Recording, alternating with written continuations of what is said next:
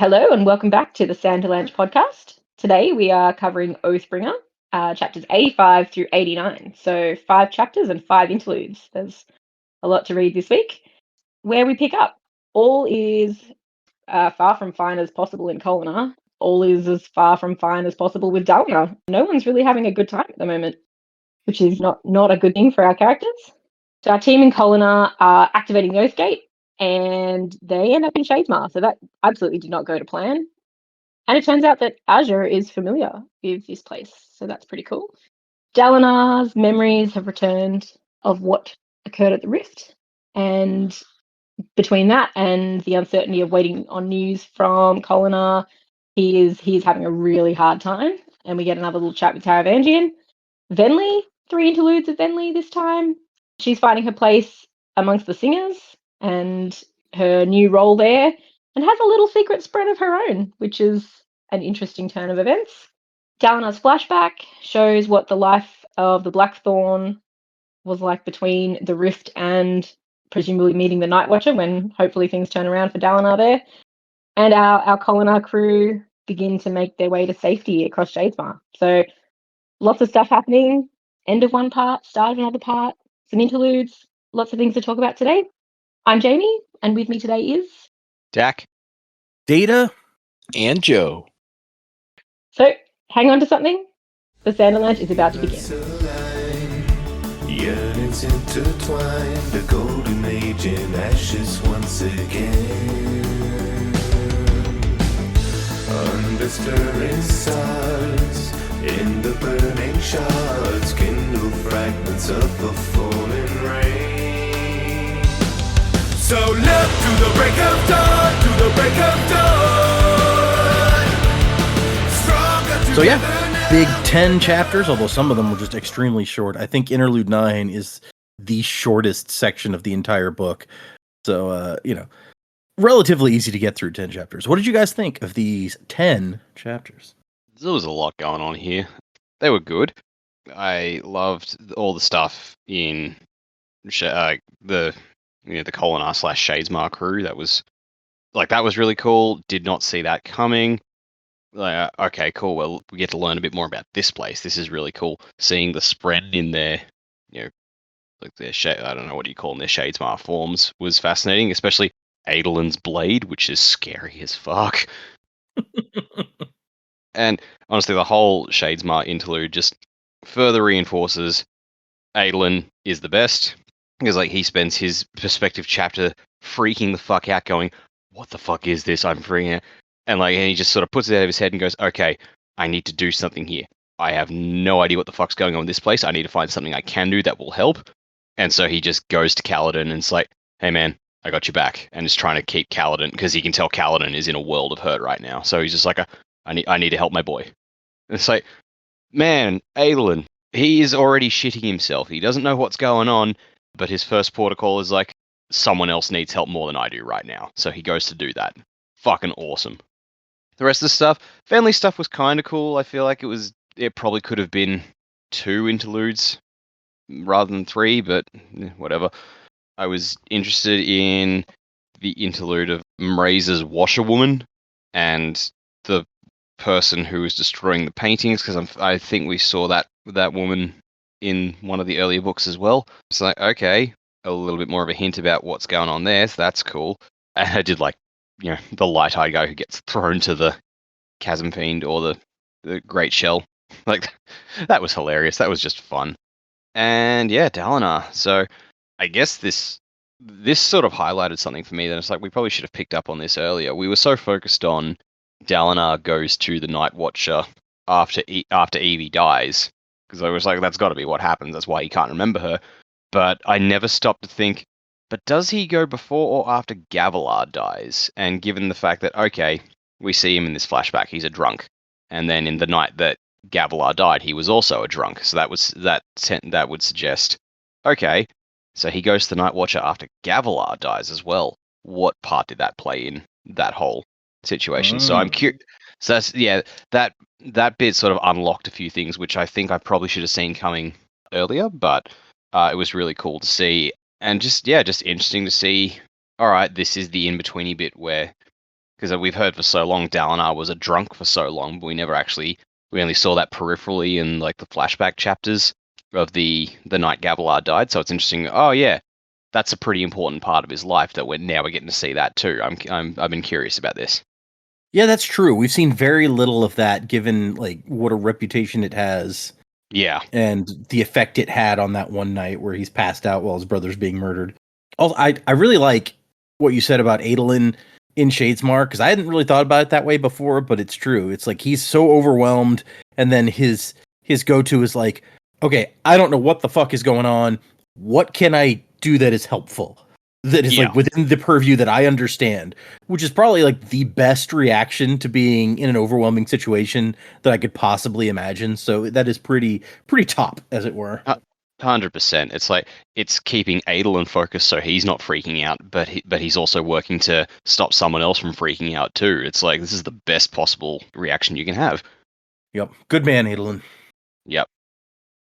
Yeah, these chapters were kind of a little bit of what I was expecting, some different insights that I wasn't expecting. So altogether, I really enjoyed them. You know, I'd kind of predicted that I think they're going to call the city a lost cause at this point. And so I didn't expect them to go through the Oathgate anyway, kind of upsetting that Drehi and Scar were left behind. It's like, oh no, because we know based on the interludes later that the city has been occupied completely by them. So like, did they escape? Are they still there? What, because I feel like the interludes kind of skip past some of the later chapters we read, because Venli's already there for like 2 weeks or whatever in some of the interludes. So I feel like those jumped ahead a little bit. Dalinar kind of going through that internal struggle of he remembers now what happened. I feel like these are the seams falling apart on him a little bit, and I almost wonder if somehow Taravangian planned him getting his memories back somehow, because it kind of plays in to what Taravangian's ultimate goal is, I feel like, which is to take over for Dalinar, right? He's having this big giant crisis, and it's kind of, people are kind of seeing it and they don't know the reason, but internally he's like, what do? I don't know that I can do this.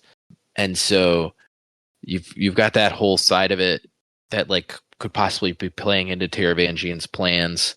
We've got these interludes, the Venli stuff I kind of already talked about. Like she's got this other Spren that is going around with her that's trying to like help her. I almost feel like it's her sister in a way, like the Spren is her sister, but I don't know for sure if that's the case. But like that's kind of the feeling I get, because she's like, it's doing it's singing to these old rhythms, and it's resolved to stay with her. So I'm like, there's got to be like a bigger reason behind that. And then we've got these other really short interludes with some dude who was captured by Herdacian people, which turns out he's an awful guy. So good on them for capturing him and then making him oiling him up and making him fight the hog, whatever that is. I kind of wanted to see what that monster was, just because I was like, this is kind of funny. And then what was the other one? Mem or whatever. Yeah, that one was interesting as well. Kind of interesting that these interludes were so short. Most of the longer ones were spent on Venli. And then yeah, our people are in Shadesmar. We're kind of learning a little bit more about it. The creepy dead Spren sword. If I guess that's what you would call it, because her eyes are all crossed out and she looks like leather or whatever. Seems pretty dead to me, I guess. And then we see Syl kind of. They don't focus a lot on Syl because the perspectives are from Adolin and Shallan, and so and Kaladin's kind of out of it, so we don't get to focus a lot on Syl. But like Syl is like, oh, she's a normal sized person in Shadesmar, and then Pattern's large and terrifying looking. So definitely interesting to me. I finally know what those people, when I went to the con like 2 or 3 years ago, what those people were cosplaying as. They're cosplaying as giant Pattern type Spren. Very interesting. And so yeah, we're kind of in this weird situation where it's like the city is fallen. Our friends are like stuck in Shadesmar for right now. With this flashback that's really depressing about Dalinar basically trying to get rid of his memories and being so drunk all the time, and like his brother and his son and his nephew all know, like, yeah, he's really drunk. It's kind of sad. So yeah, it's we're kind of in that section of the book, I feel like, where nothing is going well for our heroes right now. Even in flashbacks, nothing's going well for our heroes. That's true, I guess. Yeah, they can't even catch a break in the past. Yeah, the past is unkind. It's kind of funny. I like what you said about the Spren. You're like, it's kind of like her sister, because we know that the Spren showed up when, like, from Eshonai's body, basically. When they found her body, like, the Spren popped up and like stuck with her, essentially. So it is kind of... Yeah, and I almost wonder if it is, because I feel like this is just kind of the sense I got from reading the stuff when Eshonai first became like different, and she had this little piece of her inside of her that was like screaming or whatever. I almost wonder if it like pushes out the original investiture of their souls, or that is like a spread, because I think we're starting to figure out that, like, based on what Venli says here, it's like they don't have the same kind of bond relationship with Spren as people do, right? They've got gem hearts, essentially, right? And that's what bonds them, which begs the question, like, what does adding a gem heart to yourself, like, I forget Elhokar's wife's name. Isadan. What does doing that to yourself as a human do? Like, did she get rid of her real heart and she put this gem heart in instead? Like, what does that do? And so I was like, so if that's the case, maybe getting the void spren or whatever they're called, like, inside of you, it pushes your soul to the side. And so maybe this little spren thing is actually, I know it's an early predicament, is actually like Eshonai's soul. And it, like, the void spren soul died in her body or whatever. Maybe it could be replaced inside of another person, because we kind of see the fuse do that, right? They take different bodies but have the same little spren soul or whatever it is. So maybe that's actually Eshonai's essence, like, floating around and hanging out with Venli. I feel like it's a possibility, at least.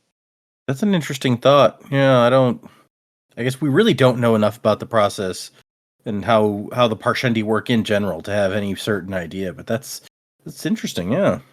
So, this book, yes. Yeah, I think Jack and Joe have both got really good points. I was having the same thoughts about Dalinar and the timeline of the Night Watcher or Gavilar's death. That, yeah, I had the same thought, so I think it's interesting that Jack picked up on that as well. Could go either way. I mean, he could still be drinking, but for other reasons. Don't know. But the time is getting pretty close to Gavilar's death, so I would say that probably happens in between as well. It'll be really interesting to see what the catalyst is for him to go. I think it'll also be really interesting to see a Dalinar perspective of that night. I know that he was drunk and passed out for a lot of it, but it would be good to see that in a little bit more detail. Maybe what's going through Dalinar's head, or when he woke up, or something when he found out. So I think that would be cool to go through. I think the real highlight of these chapters for me was the Shadesmar piece at the very end. I thought that was really interesting to go through there, because we've seen glimpses of this across a couple of stories now, and to spend a bit more time in there, it's terrifying in its current state. Interesting to see how Adolin reacts. I don't blame him for being terrified. That was pretty rough to go through what he went through, but how Shallan handled it, and transforming sort of flat objects, not transforming them, but making them out of their ideas into something they could actually use. Slow and steady, but very clever. It got them to safety. I really enjoyed Azra's reaction to being in there. Clearly has been there before. I mean, says that they've been there before, so that's fine. No spren for her sword, So that between that and what we were talking about last week points pretty heavily that this is not a shard blade. So that's good to have sort of that level of confirmation. I loved seeing Patton and Syl in this form. I think that's really cool because you know that they're a constant presence with, you know, the person that they're bonded with. But now it's just like they've got extra people hanging around, and I think it's fun that they'll be able to interact with other people. So while I hope we're not in Shadesmar for too long, I'm really looking forward to seeing a little bit more of that interaction coming through. What do we got? The interludes, yeah, I mean, Venley's could have been much shorter. It does seem like there was a bit of a time discrepancy between what was going on in the story and now, unless time just moves really differently in Shadesmar. I hope not, but maybe it does. Oh, that would just break my brain if this turned into some sort of time loop type thing. The other interludes were really fun. I was listening to these, and I believe the character's name is Pom, but I thought it was Palm, and I was like, "We know Palm. We've seen Palm." And I said to Dak, "Who's Palm?" And I can't remember. And he was like, "Isn't that one of the back in Mistborn?" Oh my goodness, my brain's gone. That was Lessie. Yes, that's right. Thank you. But I'm looking for the Candra is what I was looking for, the word. And I was like, Palm, yes. And then Dak was like, no, Palm, different person. So I went down a whole train of thought that I didn't need to go down. But anyway, that was fun for me. And throw it to the hogs. That's, yeah. Honestly, it sounds like he really deserved that. So kind of disappointed that was only a really, really short interlude, but that was also a bit of fun to see. I'm kind of working backwards through the chapters, I guess. The end of the parts, which was the three chapters. Yeah, short and sharp to end of the chapter. It was all happening. I kind of felt like I was holding my breath when we were over at Erythea, like waiting for word of what was happening as well. I think it was very well written, and yeah, that's a lot for them to be able to go through, and having the span read sort of spell out what's happening and then to just drop off. You can only imagine the horrors that are actually happening in Kolinar at the time. So I think it will be really interesting to get an idea of what's happening in Kolinar after our characters left. Maybe not from Venley, but I would love to have like the Taylor's perspective at some point. Would be really cool. But maybe Scar and Drahe, if they're still there and if they're okay, maybe we'll get something from them at some point. But yeah, lots happening. Everything the end of a part should be, everything the start of a part should be. Probably a little more exciting actually at the start of the part than we would normally have. But that's cool. We'll be coming into Sanderlanche territory in no time. I like what you said about how like tense it was when you're sitting there that they're waiting for the news, and we kind of know that you're not going to get any because we know how things went, but they have no idea.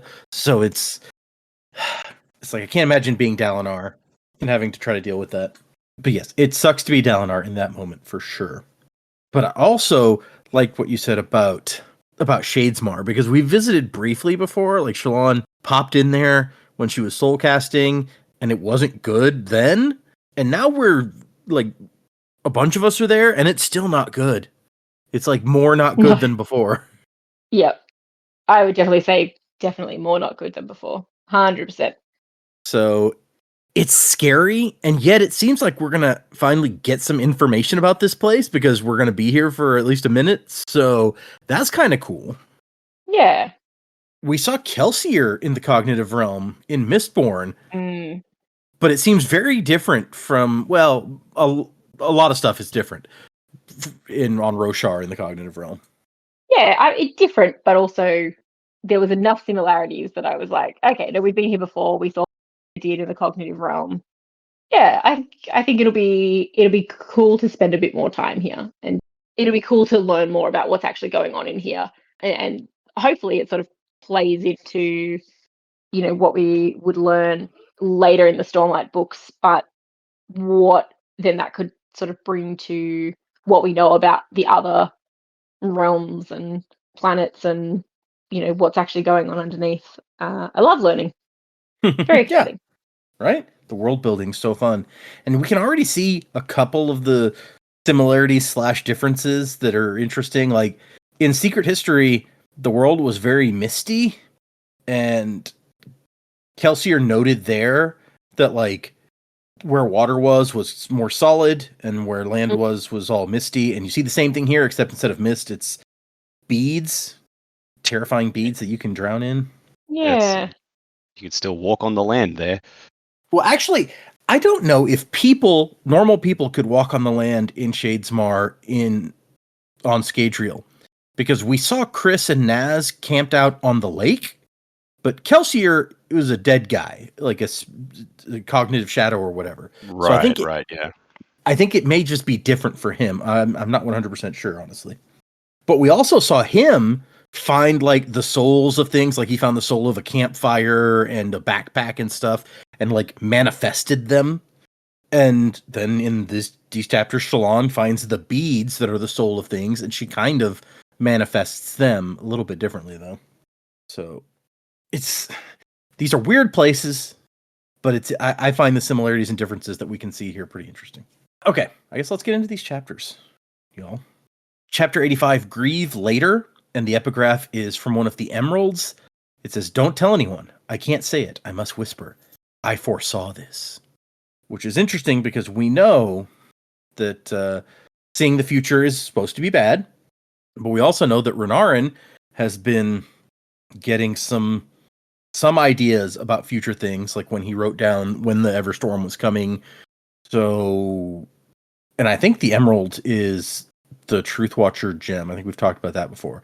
So it seems like a thing that maybe Truth Watchers can do that was not made very public. But the chapter itself is, we cut to Adolin. The last chapter, we ended with Adolin grabbing Kaladin and having to get him out of there. And we're right back where we left off, where Adolin, he's thinking, it's like one of the first things my dad taught me about battle, grieve later. Very early title drop for the chapter here. And he gets them across the Sunwalk. The battle is continuing to rage, and things have kind of turned against them.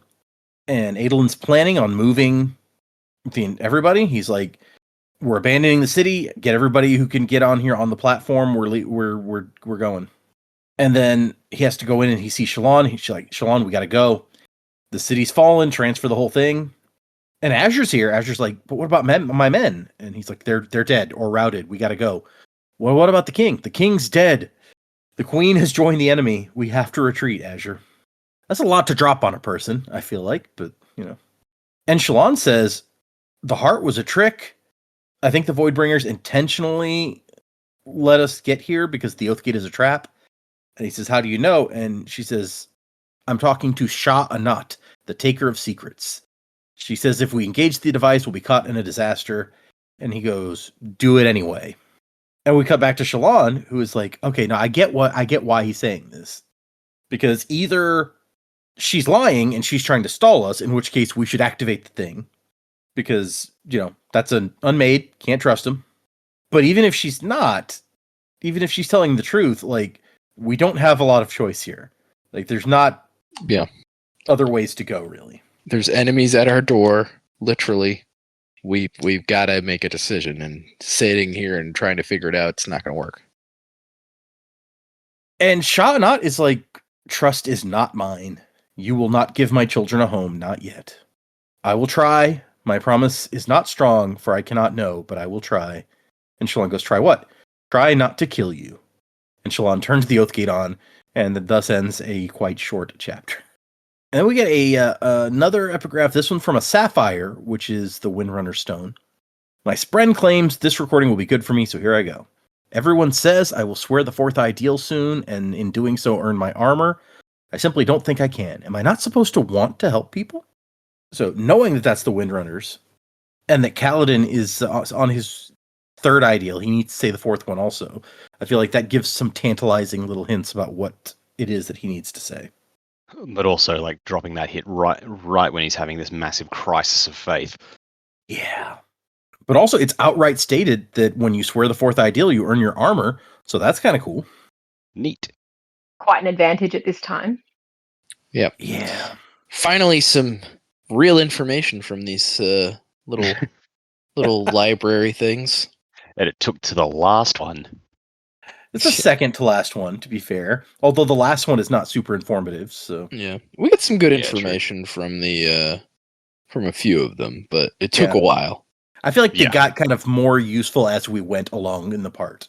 Well, I think the one before this wasn't useful, was it? Well, it's a truth watcher saying like I can't tell anyone, but I foresaw this, which I feel like is useful in that it may give a hint about like something truth watchers can do, which we know very little about. Yeah, I guess.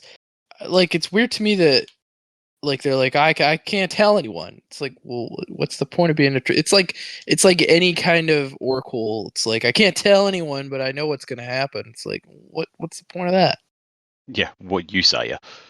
I just assumed that the I can't tell anyone thing is because in their religion that's bad. So he's like, I can't. Didn't that come after the Radiance, though? It was after the Recreants. and, Oh, that's probably true. Yeah. Yeah, and I would guess that was maybe a cultural reaction to truth watchers. It's like, yeah, that's those evil truth watchers. Don't do that. You can't see the future. Could be. But we're with Dalinar Kholin, and he is at Urithiru, standing on the balcony, watching all the troops ready at the Oathgate platform, ready to go, get transported over. And it's been a while. They're all just standing out there waiting and waiting. And nothing is happening. Meanwhile, he is also preoccupied by the fact that his memories have come back of what happened to Evie. And he don't like that. It's not fun to think about. But he kind of can't not think about it. And he goes over and sits down with Taravangian. And we find out that he has been kind of debilitated by these memories. And the Azish finally came to visit the tower yesterday, and Taravangian took over and gave them the tour. And they were all very impressed and charmed by the elderly king. And they were going to come back later for more talk. So yay?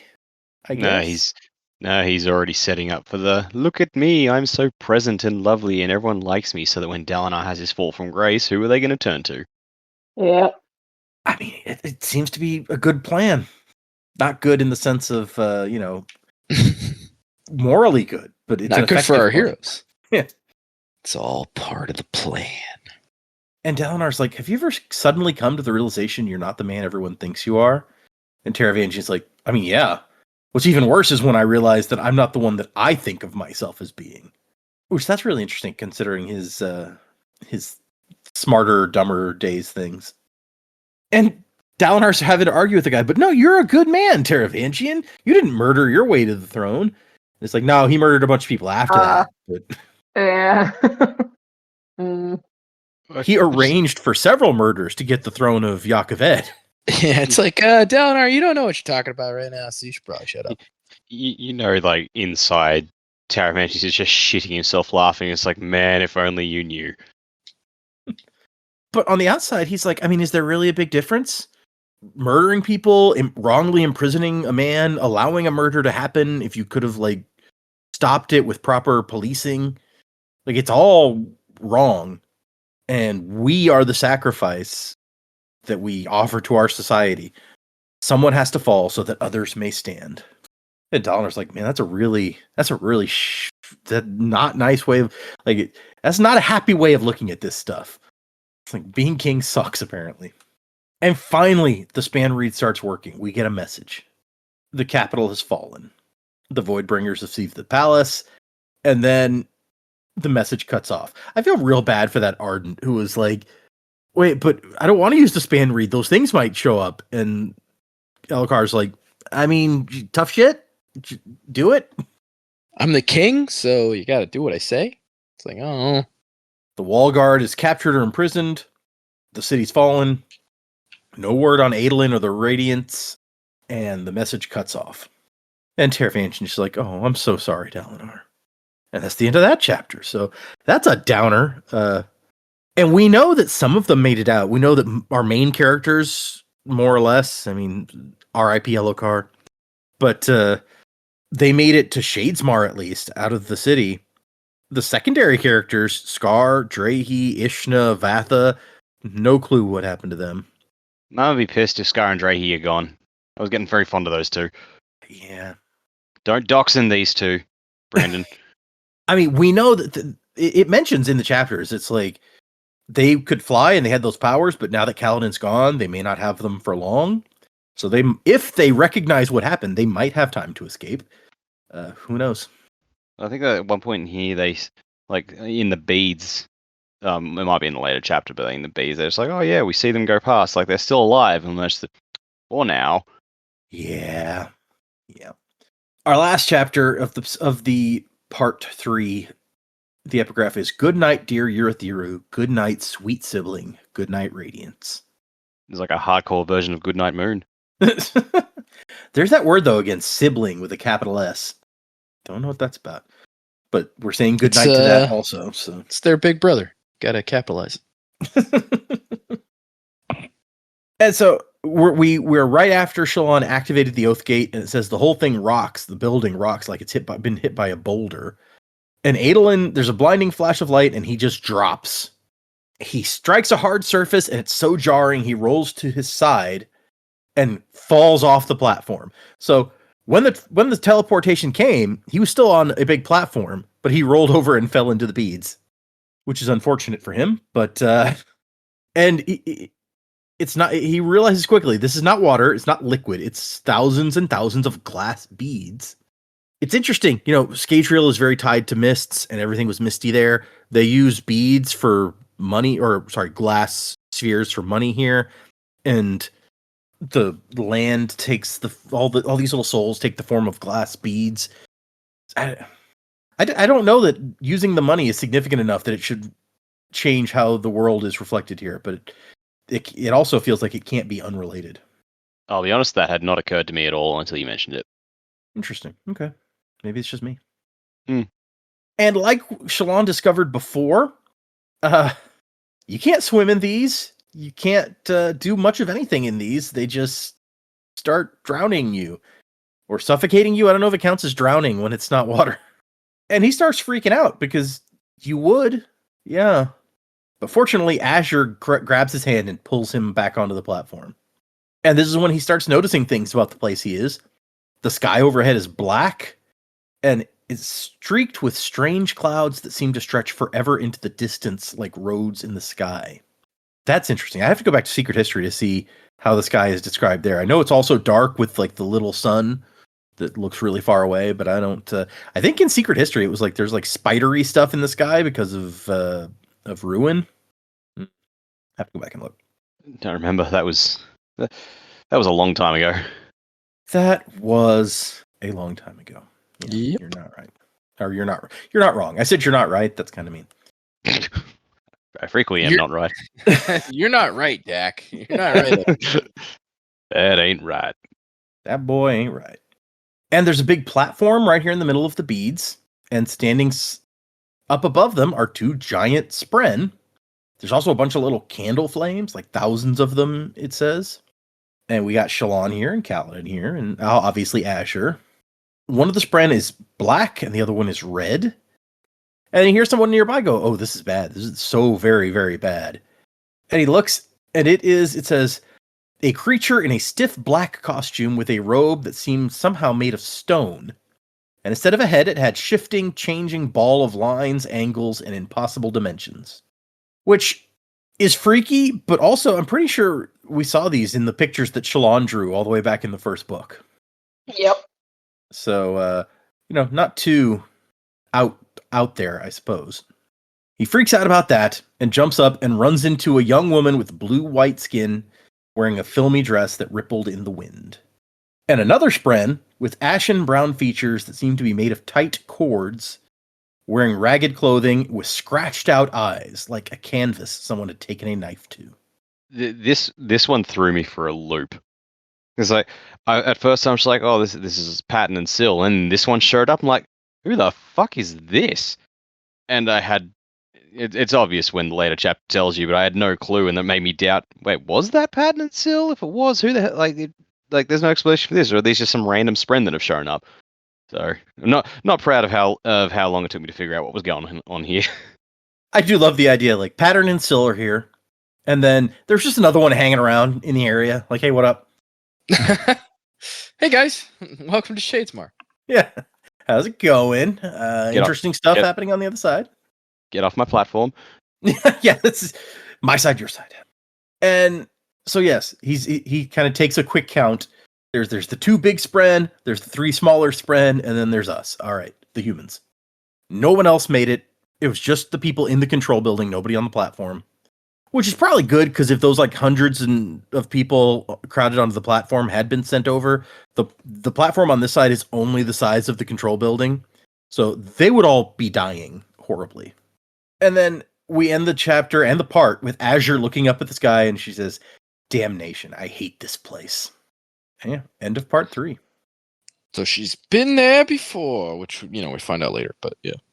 And later on, Adolin takes that very literally. It's like, wait, this is literally damnation? He's like, I'm so scared. Well, I guess technically it is literally damnation as far as he's aware. Yeah. The song from South Park starts playing. It's like, little boy, you're going to hell. Like, whoa. So our first interlude is Envoy, starring Venli. And we find out what they've had Venli doing since we last saw her. And basically, she is telling the new singers about what happened to her people. A bit of a sanitized version in some ways. It's like, yeah, my sister tried to negotiate with the humans and explain that we weren't to blame for assassinating their king, but they wouldn't listen. They just saw us as slaves to be dominated. And apparently she's been doing this a lot, like telling the same story. It says that she's gotten good at this because she's been practicing a whole lot. And somewhere Wit is just going, 6 out of 10. Right? Yeah. He's like, he could have been better. But we find out that there's actually different levels here. You've got the common singers, that's the people with ordinary forms. There's the regals, which is what she is. They have forms of power. So like storm form that they used to have, and she's now in envoy form, which allows her to speak a bunch of different languages. And you get those by bonding with a void spren. And then there's the fused at the top that outrank everybody else. And one of the singers remains at the end and says, "Is your story true?" And Fenley's like, "Yeah, of course it's true. Do you doubt me?" And she's like, "No, it's hard to imagine Parshman fighting." I love that. Is your story true? It's not. But yeah, it is. Duh. And Venli corrects her, like, call yourself singers, not Parshman. She's like, "Oh yeah, right. But like, these were Parshmen born among the Alethi, and so they're very Alethi in how they behave." And Venli thinks, "Oh, Eshonai, they have so far to go." I don't know why you're Eshonai. Like, she would have approved of any of this shit. But we find out that she also is still being bossed around by the fused. This one called Rhine is calls her a toddler. She's like, if these ones are babies, then you're just a toddler. Like, you're not much better. And Venli wants to bring some human slaves here to help with planting and stuff. And Rhine's like, "Yeah, some of us agree with you, but personally, I think that the humans need to be watched constantly. At any moment, any of them could manifest powers from the enemy. We killed him, and yet he still fights on through his surge binders." That's an interesting little note. They remember honor. Yeah, right? And according to Rhine, it's like, we killed him. All right. And Rhine goes off to take care of some stuff, and Venli's alone, and she pours the spheres out of her pouch, and also out comes this little spren that looks like just a little ball of light, basically. It's described various times as like a comet or a spark, and it goes around and investigates the room. And she's like, "It's not really any different than the last room you looked at, but whatever. Knock yourself out. I don't know why you stay with me. It can't be comfortable in the bag." And the spren doesn't seem to talk, but it like pulses to the rhythms that she herself knows, so she can kind of get an idea of what it means. And Rhine comes back and she's like, "In the pouch, quick." And that's the end of that section. Then we get the Mem one, which I think is one of my favorites of the book, actually, of the interludes. This is a fun little... I love Mem. Yeah. I enjoyed this. Like, just her describing it's like the art of doing laundry. I'm like, okay, this is pretty cool, actually. Yeah. Also, I guess, like, which, I mean, we're about to get into it. I guess, like, this lady that is pretending to be a washerwoman is one of the heralds? It's what I guess we're supposed to be gathering from this? That feels like the implication. We can go into a little more when we get there. So yes, Mem is a washerwoman, but she's like an expert at her trade, and she takes it very seriously. And I just really love it, how dedicated she is to this job. And she's getting various stains out of stuff, and some of them are really hard, and she has to try all these different techniques. And she has a new assistant called Palm, who is dark-skinned, obviously of mixed blood, but also just like really pretty. She's like, man, how's no one snatched this woman up? Maybe it's because she stares daggers at any man who gets too close. That might have something to do with it, but whatever. I also love the note that she refuses to use the servant's entrance. She's like, no, I come in through the front door. Screw you. And Mraize is her boss, is one of the few people that will humor her in that. So I guess that's a reason why she's working for him. And so they're taking Mraize's clothes back in to put away. This begs the question of, okay, we know he's been to Urithiru. How's this guy get around so quickly? Well, we do know that you can travel from Urithiru to Yak-Kaved to the capital city, Vedinar, because there's an Oathgate there. And that's where Taravangian came from, I think. So... I thought that Oathgate was a lot more controlled and monitored of who was going through. Might be.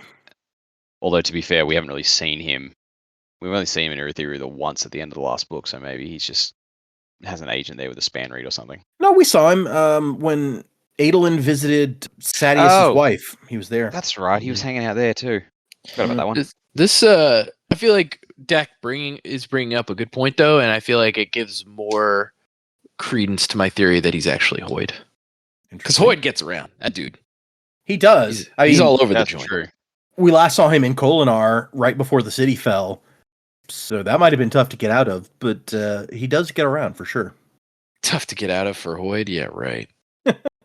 Maybe Mraize just, has contacts. Also, like I said before, it's obvious these interludes are not happening in the same time frame as what's actually going on in chapters proper, because Venli's weeks ahead at this point. You're not wrong. Yeah, it seems like she gets to the city in the second one after it's fallen for sure. So okay, they go into his study, I guess, here. And Mraize, she mentions, does not like to be called master. You call him Mraize. Has very refined taste. And we note 5 paintings of the finest skill on the wall, each of a different herald. And as Mem is putting down her basket in front of the wardrobe, there's a ripping sound. And I love that ripping in her mind, this like the worst thing. That is the sound of disaster incarnate. But she turns and finds Palm cutting one of Mraize's paintings with a knife. And it's a piece of Mem's brain stopped working. What am I seeing? I don't understand. I'm struggling to put into context what I'm seeing right now. Yeah, I love that horror. I love that horror as that image. Just could you imagine? She holds Mraize in such high esteem as well, and then it's oh my god, I brought this vandal into your home. Oh, very well written. I love how into the mind of this character we are. We're so solidly in there that it's you feel her terror at this moment. And Palm, after she cuts it up, is just I've been looking for that. So this is definitely the same woman we saw back in Way of Kings breaking artwork, yeah? This is the same person we saw in Way of Kings destroying artwork. Yes. I don't remember that. What happened in Way of Kings with the artwork? It was an interlude. Some interlude. There were two goons who had helped her get in, and they were talking about, "Hey, have you been to see the Night Watcher yet?" "Yeah, I have." And they're just like, "So why have we been hired by this woman who's destroying art?" And because it mentioned dark skin, we all thought, "What the hell is Chris doing?" And Data's like, "That's not Chris." Ah, gotcha. Also, what is she doing? Why is she still, even if she is a herald, why is she destroying artwork? What's her game? I don't get it. This is a fair question, actually. Herald's doing insane shit. It seems to be their bag. I'll play your game, you rogue. I don't get it.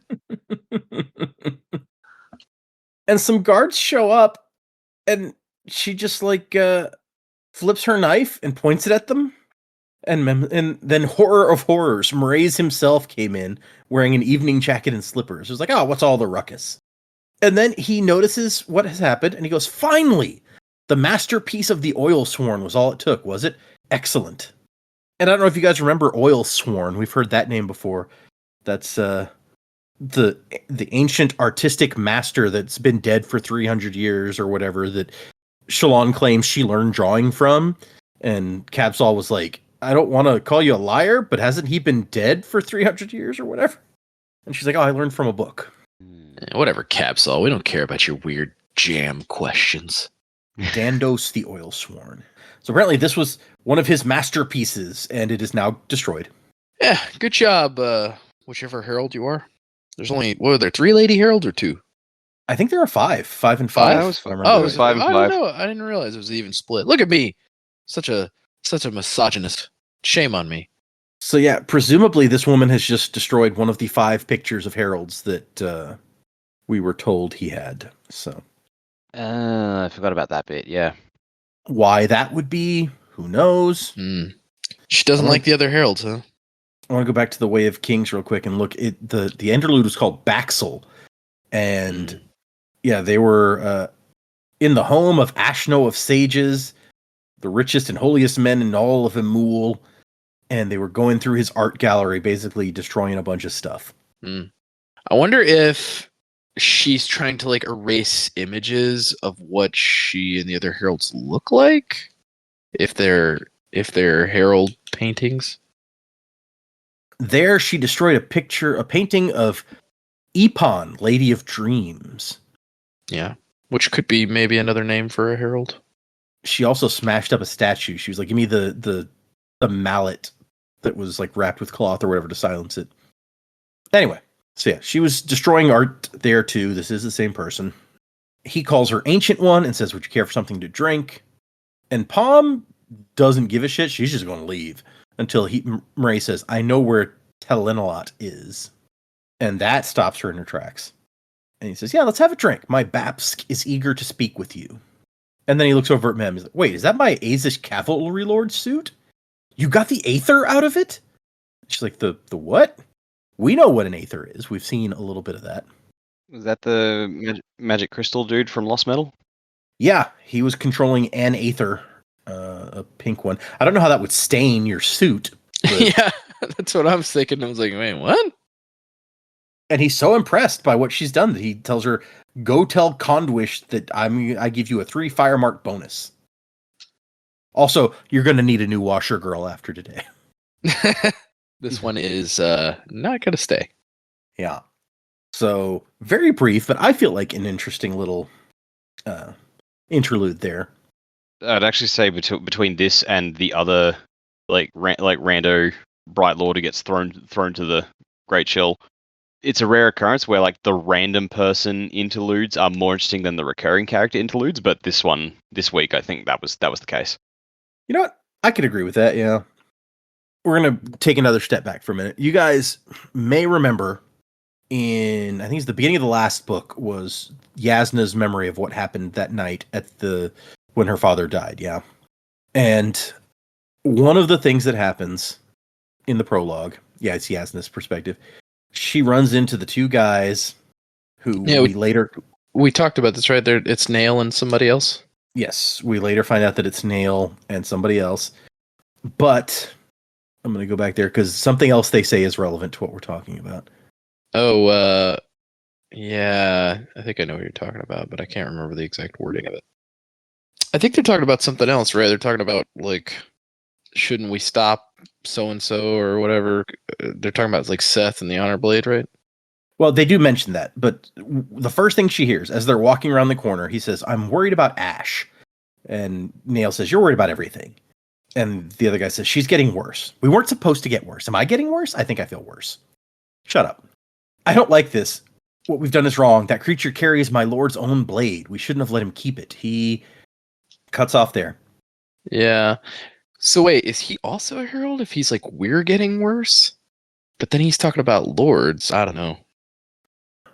Unless the blade Seth was carrying was like the leader of the heralds. That's true. I don't know. It could be. But also one of the prologues, the very first one, is where we find out that one of the 10 herald statues is missing in that same hallway area. And I mentioned it again in this book. Remember, it was like there's only 9 of the statues. That's because this person was there at that party also. They saw her. She was there to destroy that statue. So they call her Ash. What are their herald names? Is it short for one of the heralds? I don't even know if we know all the herald names. That's a good question. That's I Isn't don't, one you of- know. Isn't one of the heralds like Shash or something? One of their, actually, yes, we've discussed this. We know the heralds' names because, for one thing, they're like in the Ars Arcanum, I think. Right. But one of the like numbers is Shosh. That's number 6, and it is named after a herald, except that it's always shorter. Like Tanat is one of the numbers because it's named after Talenalot. Shosh is named after Shalosh. Shalosh, Ash. I mean, it could be the same person. So, Yes. just random little things that connect together, even though it's not always clear. So interesting, though. It's like if she was just going around destroying images of heralds, of all the heralds, she wouldn't have stopped with just the one statue, I would guess. So, Or just the one painting out of the 5 paintings that she just destroyed. yeah. So I guess there's a specific thing she's trying to do, but I don't get what. Yeah. Is like she destroying images of herself or of one of the others specifically? Yeah, it's weird. Also, she was there the night Gavilar was. Who fucking wasn't? at this Apparently, point? everybody was there. Yeah. except Kaladin. Yeah, except Calvin. It was a party, man. Party Well, down. I told you guys we'd run into, you'd met some of the other heralds, and so yes, I will confirm for you that this was one of them. We met her in that one interlude where she was destroying art. Man, this is. At this point, we're gonna flash back to the night Gavilar died, and there's going to be this elderly couple collecting the silverware, and we just say, "Hey, look, it's Moash's grandparents." That would be funny. Yeah. And then it turns out they, fucking elbow Jezereza in the face or some shit, and that's part of why that led to their downfall. Or I don't fucking know. Everything was happening that night, you know? Yep. So we cut back to Venli for her second interlude, and she's being flown over a huge amount of territory, and she's like, man, Ash and I would love this shit.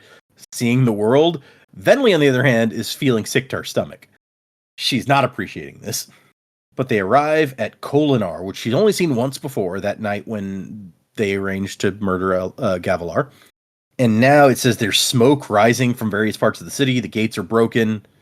So this probably not too long after they took the city. There's still fire coming and stuff.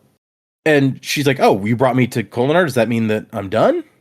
And Ryan is like, done? No, you haven't even begun. Those little villages were practice. Now your true labor begins. And that is the end of the shortest chapter in the entire book. I feel like that one could have been connected to the the third interlude. I'm not sure they needed to be separate, really. Yeah, honestly, I think all 3 of them could have been connected in one. But, but we're not Brandon's book. We are not multi-million book selling authors.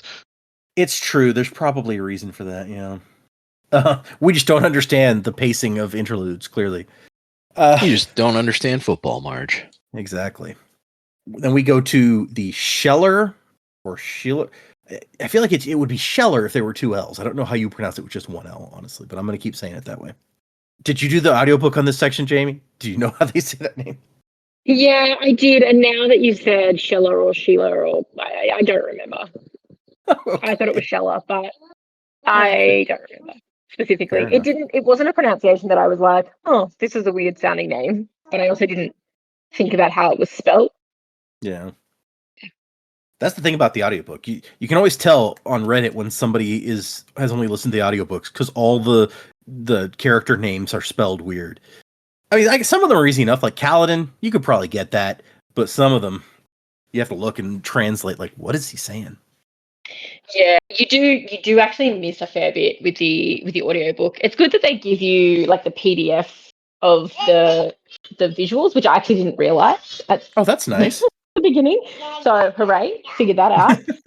But yeah, you do actually miss a bit. I do prefer read like with your eyes reading it. Yeah. Me too. Like, is there anyone on Reddit who spells this guy's name as Sheila? Oh, that's a good point. I don't know. This guy does not come up much, I don't think. So although, Sheila, that girl who got taken by the crab monster, that wasn't a girl. Then why was it called Sheila? funnily enough, we have seen this guy before. Or heard his name at least. Fucking where? Well, it wasn't the night Gavilar died. I could say that much at Ugh. least. Gosh, But why? I'm tired of this. I don't know who these people are, but we've seen them before. yeah, so Sheler was the company lord of the company that Tien was serving in Amaram's army. Because well, good. I hope he gets eaten by giant pig crab hog or whatever it is. Yeah. when Kaladin's searching for his brother, he's like, "Where is he?" And they're like, "Oh, Lord Sheler's company is over there," and he just runs off that way. Thank God, a bit of catharsis for a guy we hated and forgot about.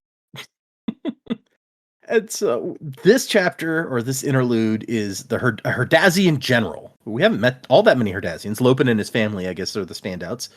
Also, this guy is insane. He's just interrogating prisoners casually. By the way, lock me up. I'm going to break the cuffs. Yep. and when they throw him down, they throw the guy down to the monster, and it's like, yeah, Captain got out in under a minute. I don't think you will. Like, he does it for fun. He's fucking weird. I feel like I kind of got, King Boomy vibes. I could totally see that. Fuck yes. Yep. Even just like Avatar: Legend of Korra Boomy, I could kind of see that a little bit. But You thought I was a crazy old man, but I'm the strongest earthbender you'll ever meet. And then Toph outdid him there. The general is giving this Sheler fellow, this company lord, 3 choices. And as you said, while he's giving the choices, his men are putting manacles on the general's own wrists. He's like, hey, just don't look at that. Pay attention to me. This is important. And Sheller's trying to, make himself puff himself up a little bit. Like, you realize the trouble you're going to get in for taking me captive, right? Like, I'm an important Light Eyes of the Fifth Dawn, cousin to the High Lord himself. And the general's like, yeah, whatever. Yeah, we've all dealt with that in the workplace. Someone's getting up and he's going, "Do you know who I am?" But this guy doesn't give a shit who you are, so it's great. Well, when I was locksmithing, like one of our guys who was doing the after hours thing, gets a call at 2 a.m. to come out and let someone, I don't remember if it was letting them into their house or like fixing my car key, and quoted the price, and because it was after midnight, it was very expensive, and the guy lost his shit and just went, "Do you know who I am?" And the guy I worked with just went, "No." How would I know who you are? Well, he gave his name at the start of the call, but yeah, he's like, "Do you know who I am?" And he's like, our guy just went, "No." Wind right out of his sails. He's just like, oh, where do I go from here? I'm kind of okay. But that's what I mean. Like, if you told me your name, but I had never met you, like, how would I know who you are? Yeah. Unless you say, like, I'm Ian McKellen. It's like, oh, okay, I know who that is. Yeah, right. I bet that guy was not Ian McKellen. No, especially not if he's in Australia. Yeah. What would Ian McKellen be doing in Australia? Filming Lord of the Rings 10. In Did like you a not- car park at night.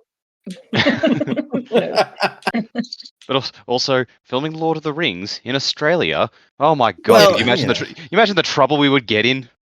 Yeah, New Zealand's like, what the hell? Going to start a war. That's their big thing, man. That and kicking the shit out of he's on some his rugby. way to New Zealand, or Yeah, all right, fair enough. Good rugby team, eh? Oh man. New Zealand. They dominate. Yeah, there's a we're not going to talk Louis. about that here. Let's not get into a rugby discussion.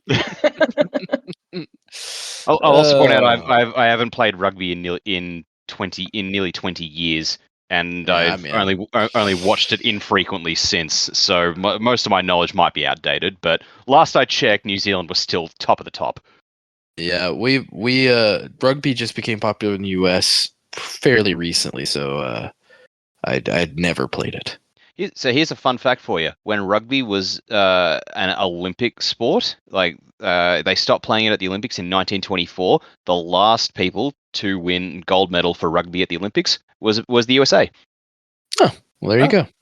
I just remember the Bluey episode about quote the football, where and here's the thing: that's a different kind of rugby. That's a shittier kind of rugby. And half our Australian listeners have just turned the episode off. Yeah, take that. Zach, this is dangerous territory. It's like, you don't talk about politics or religion or which code of rugby you follow. Oh man, this is fun. yeah, that one ends because with there are no Australia stakes versus New for me. Zealand. So. Okay. Yeah, no, the Bluey episode, it's all about the rugby league between Queensland and New South Wales, which is like the purple and the blue team.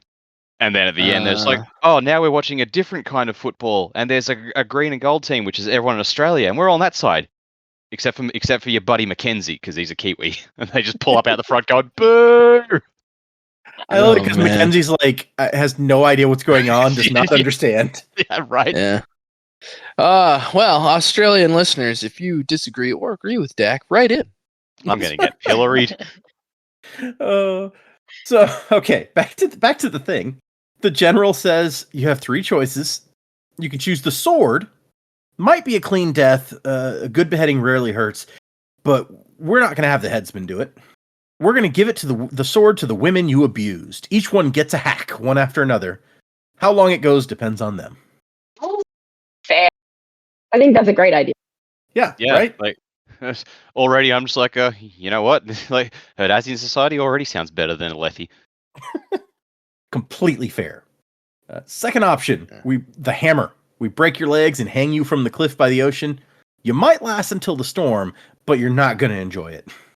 Meanwhile, Sheler is trying to escape, and he's like, this stupid Herdazian captured me. How shameful. He's not even a light eyes. And the general, gets out of the manacles that he's been put in, and there's some applause, and some people exchanging money because of bets.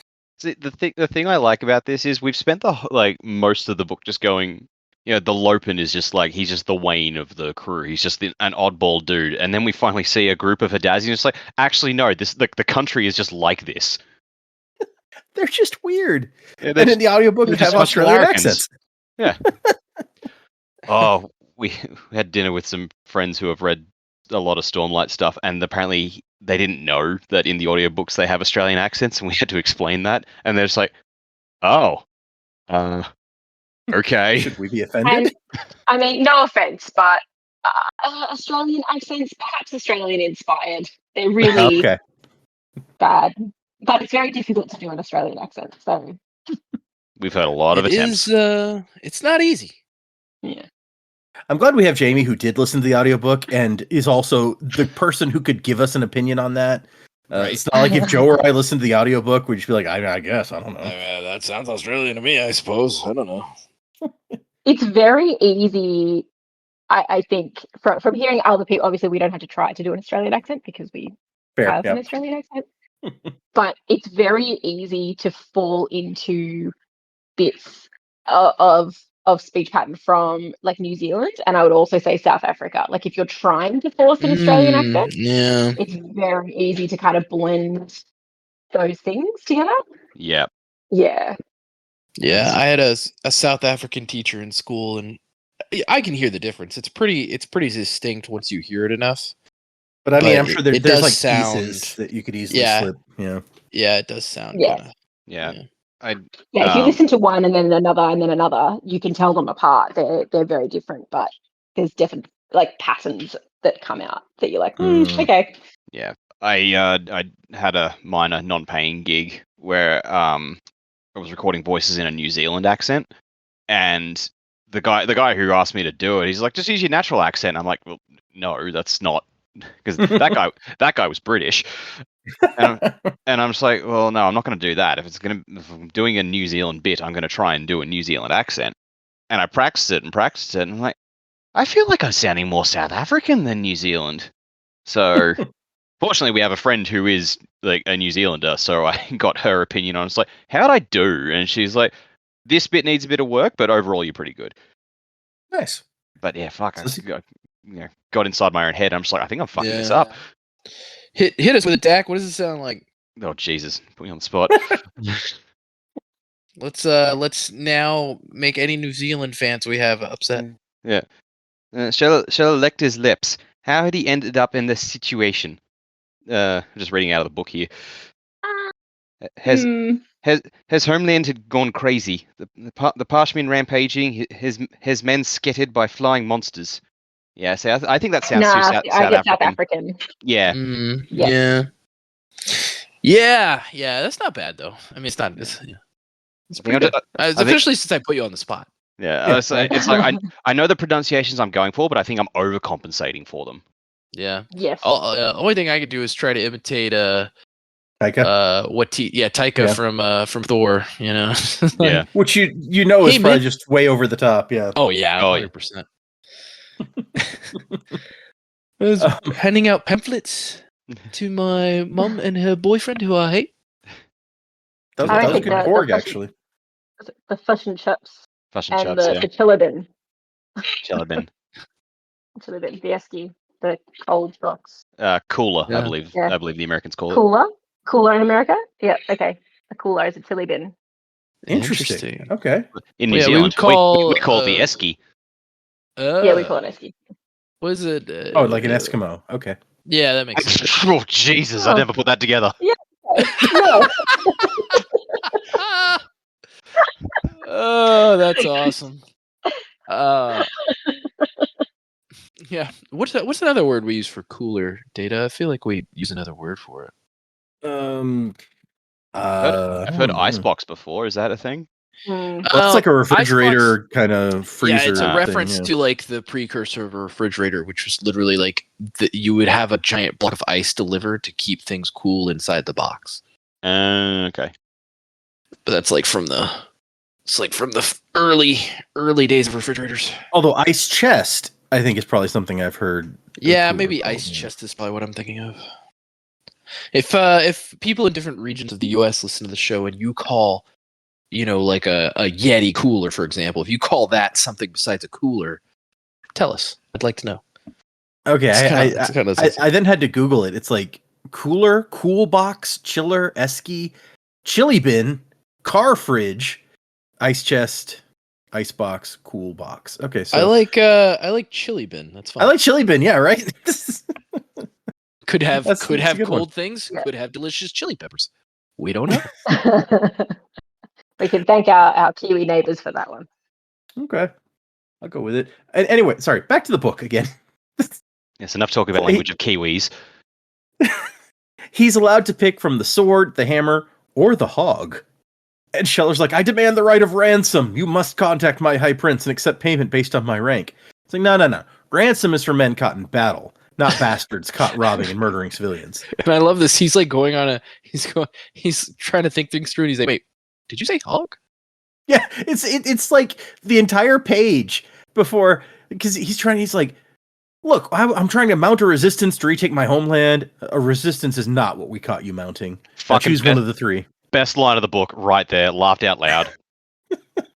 And then he goes, wait, did you say hog? And yeah, it lives down by the shore. Yeah. We grease you up, you wrestle the hog. It's fun for the men to watch. Grease you up. Oh man, Herdazians. Lunch lady Doris, have you got any grease? Yes, we do. Then grease me up, woman. Okie doke. Okie dokie. Oh, Willie. I'm just like, I'm trying to imagine them greasing up the Herdazians, like greasing each other up to fight this thing. And he's like, so wait, I if hang I out do with these guys for a weekend is all I'm saying.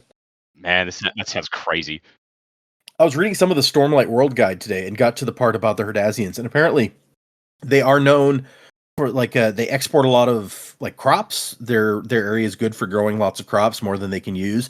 But also hog ranching is common, so they do have pigs, and they sell the meat, they sell the leather for clothing and armor and saddles and things. Yeah. So that gives you like when they say hog here, he has definite reason to think, oh, it's like a big pig. Okay. Unless they don't know that that's actually from these giant beasts at the shore that they get all this stuff from. That would be even better. I mean, even then, it's like it would depend on the hog, frankly. Like, have you guys ever seen Razorback? Yeah, there's some they're really definitely mean wild dangerous. pigs. Yeah. Oh yeah, In Texas, like, we have a lot of feral hogs, and they're very dangerous. Yeah, like Javelina. yeah, we've got like wild pigs down here, and they are savage. Like farmers Yeah. go out with their dogs, and they teach them, it's like, you stay away from the kangaroos, you stay away from the pigs, unless your dog is bred for pig hunting. Yeah, Right. it's not even really javelinas here a lot. It's literally pigs that became feral because they got out and then like started colonies of feral pigs. Yeah, They're assholes. they're pretty dangerous. A friend of mine's husband was hunting one, and it charged him and gored him, severing his tendon from his Ugh. leg, hit like the top of his leg, and then and like goring him in the stomach as well. He almost died. It was pretty bad. No thanks. Don't mess with the wild pigs Yeah, unless you know that's what you're ruthless. doing. Even despite that, when you're given the choice of the sword, the hammer, or this, I think you still got to go for the hog, even if it was a Yes. very dangerous wild hog, because they basically told you will absolutely not survive either of the first two. He's just like, so if I choose the hog, you're not going to kill me, and it's like, no, but hey, let me warn you, it's not as easy as you think. I've tried it myself, so I know. I'm telling you right now, that hog's dangerous. I do it every Sunday before lunch. He's gotten the best of me every time. I do appreciate that he's gone about, look, I have experienced it. I know what you're in for. Don't tell me it can't be done. You got this, man. It's like You can do it. out of 100 matches between me and the hog, I've only won once. This guy's just thinking about, like, man, after I get back home, I'm gonna go to High Lord Amaram and we're gonna fuck this guy up. He's gonna regret what he's doing to me. Yeah. You're about to get killed by a monster hog, ocean creature, or whatever it is. So don't worry about it. They take him down. They shackle him to a stone. There's like a metal loop set in one of the stones, and they shackle him chained to the stone. And then somebody comes over with oil and pours it all over him. And the soldier's like, I say good luck, boss, but I've got 3 marks on you not lasting a full minute. Still, who knows? When the general was chained down here, he got out in less. Of course, the general likes this kind of thing. He's a little weird. And the guy runs away, and Sheler looks over, and an enormous claw breaks the surface of the ocean. And the chapter ends with him thinking, maybe the hog was more of a nickname. And that's it. Yeah. As far as like random interludes go, this one is probably my favorite. Maybe it's just because like it's hilarious in the midst of some really depressing shit, but fuck, it was good. Yeah, if there was one guy who's going to come back from an interlude, I would like to see this general again. Yep. It was entertaining, for sure. Dalinar, there's someone approaching the far end of the battlefield. It's saving our troops. Who is it? The Spanreed's just saying it's some Hadassian with a hog? What? And then you see this guy just riding whatever that monster is, just going, what? It's not the first fictional character that I've seen who makes a habit of, like, getting out of handcuffs and things just as like their hobby. But I always enjoy that. Yeah. It's fun. We get our last interlude for the section. Venli's little spren, who she'd named Timber, is looking around in her new room. It's several days since she arrived at Kholinar, and every day she has to give her talk several times. But they don't let her be in Kholinar. They have her sequestered outside the city in what they call the Hermitage. So she seems like this, hermit who has this story about how she's the last of her kind and stuff. It adds to the mystique. But she tells Timber that they're watching for spren like you. Descriptions of your kind and others have been spread all through the city. And Timber is trying to convince her of something, and she's like, "No, I can't." And she thinks about how Eshonai had been a general, a hero. She'd done what she was supposed to do. All Venli had ever wanted was power. And then the Everstorm comes, and when the Everstorm comes, she's taken somewhere in her. Not in reality, because she shows up right back here, at least not normally, but she goes somewhere. And there is a yellow-white star that flies at her and engulfs her in flame. She felt her skin melting, her flesh burning away, so that's nice. That's good fun. And it's Odium who says, you're not telling the story well enough. This will change or you will be destroyed. And she's like, yes, Lord, whatever you say. You are mine, remember this. And then she vaporized and wakes up back on the floor of her room. And she tells the spren, I can't do it. You've got the wrong sister. Venli had schemed to return their gods, and this was her reward. The wrong kid died. Oh. And we move into part 4, Defy, Sing Beginnings, with a big long list of people. That is an insane list of perspective characters, and I just know that most of them are only going to get like 1. Who do you think is only going to get 1? Well, the fact that like Venli's on the list, I'm like, but Venli's the interlude person. Why is she getting in the part? As that's baffling to me. I don't understand that. Navani only got like the one before, It's true. and Taravangian only got one before. Did he get one or two? But minimal.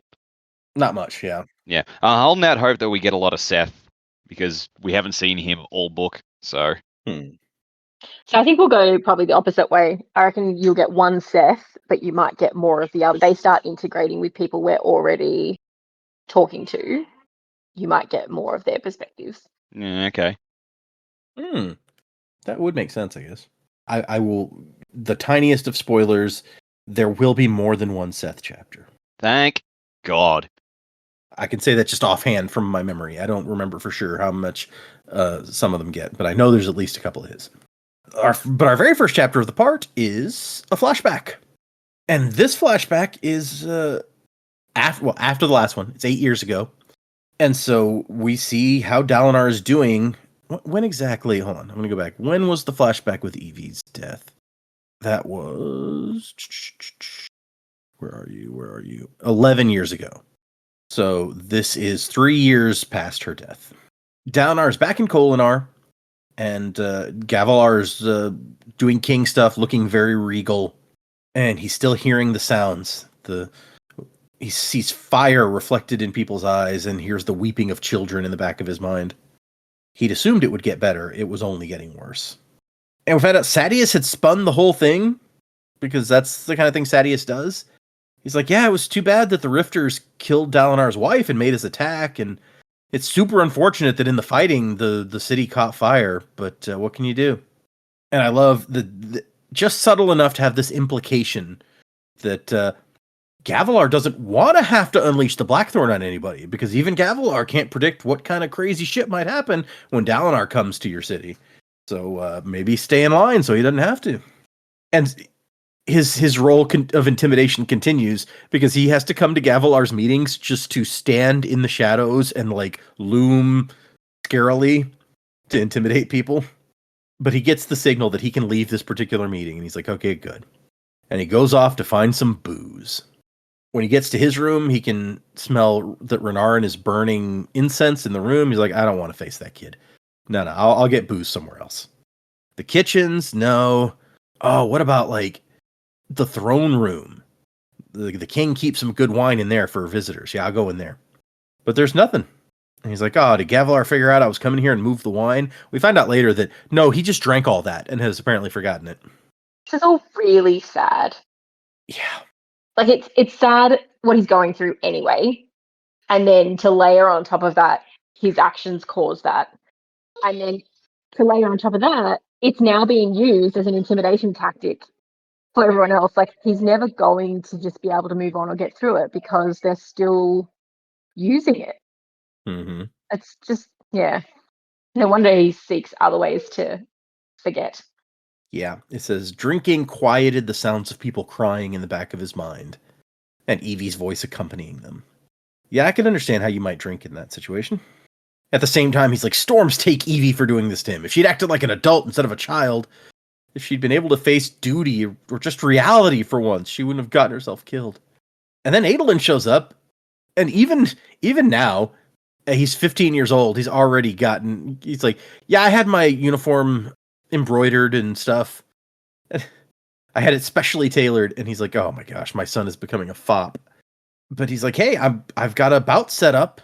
I'm gonna duel this guy. It's a step towards winning my own blade, and it would mean a lot to me if you could come. And Dalinar just like can't handle this right now. He needs some booze, he needs some wine, and he especially can't stand facing Adolin, seeing like that blonde hair and the smile that he inherited from his mom. And he's just like, oh, I can't take it. And he slips into kind of a more official. He's like, you're in uniform, soldier. Your tone is too familiar. Is that how I taught you to act? And Aelin's like, sir, I'd be proud if you'd watch my bout. I'll be there, soldier, and we'll watch with pride. And then he takes off. And Dalinar's like, I really need that drink now. And so he goes to like his last resort, basically, after he can't get booze anywhere else. He goes to the beggar's porch and sits down with a guy named Ahu, who sits between a couple statues and somehow always seems to have a bottle. If this guy turns out to be another herald in disguise, I'll shit a brick. Well, it's funny because we actually saw this guy before. Fucking where? Back in Seth's in the prologue to The Way of Kings, from Seth's perspective, he walks through here, notices that statue missing, but also sees a guy, an old drunk guy who's like, "Have you seen me? Have you seen me?" And Seth's like, "Yeah, whatever." And that's what Ahu says here. He's like, "Have you seen me?" Right. And Dollar's like, "Yeah, unfortunately." Okay. Jesus Christ. I mean, it's not that crazy that we saw the guy in the exact same room or whatever he was in before. So I mean, impressive that the same guy has managed to be a drunken squatter at the palace for 3 solid years, but that's a fair point. Yeah. yes, he hasn't been shooed off in that time. He's like, "What are you drinking this time? Better not be water, Ahu." And Ahu's like, "I don't know. Tastes good though." And he calls Dalinar child, he says, "I don't know what it is, little child. Tastes good." So not just child. Dalinar is a little child. I like this guy. He's fun. Maybe that's a heraldic thing to say. "How are the voices?" Dalinar asks him, and he goes, "Soft today. They chant about ripping me apart, eating my flesh, drinking my blood." And Dalinar's like, "Great. Sounds terrific." Yeah, all normal stuff for sure. I was like, hang on, does this guy have a spike in him? Is Ruin somewhere out there just going, kill? Dalinar's like, "You're a weird little guy, Ahu." And Ahu just cackles in response and gets his wine back and takes another drink. Then he says to Dalinar, "I like you. I like the pain in your eyes. Friendly pain. Companionable pain. Which one got to you, little child? The black fisher? The spawning mother? The faceless?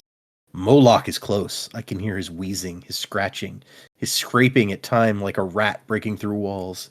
I mean, I guess technically it was Moloch. Yeah, I mean, he mentions Moloch in the same sentence as these other things, which makes me think, are the black fisher and the spawning mother and the faceless also names for, like, unmade? Because those are some freaky names. Yeah.